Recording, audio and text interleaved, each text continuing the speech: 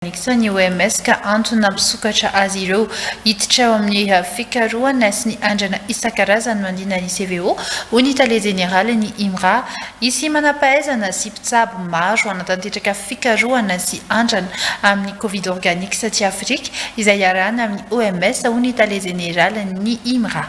Misy Anaralamindrens sy Omega Hanefton. Misy mpikaroka malagasy manaraka an'izay observation clinique izay atao zay. Anisan'izany dia misy koa izay le hoe fiaraha-miasa amin'ny hoe mpikaroka ao anatin'ny région an'i Afrika zany. Misy mpikaroka avy any Afrika dia misy mpikaroka avy aty Madagasikara miara-miasa amin'ny zavatra io.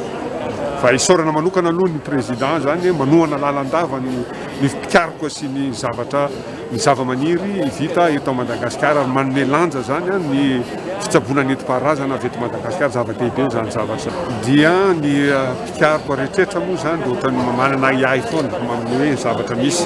Sady ny andohaniko moa dia hoe resaka avy any amin'ny fitsaboana nentim-paharazana. Dia fitsaboana nentim-paharazana dia ohatrany manana iay foana zany ireo mpikaroka hoe mpitsabo conventionnel zany amin'ilay izy. Nefa no nita fa hoe efa nizaraina teto Madagasikara zany efa firy litatra angamba fa maherin'ny zato manalina sy amanitsy litatra no nizaraina teto Madagasikara. Ny tambavy efa nandeha teto Madagasikara tsy mbola nisy olona maty ny CVO organique aloha hatramin'izao angamba fahafantarako azy.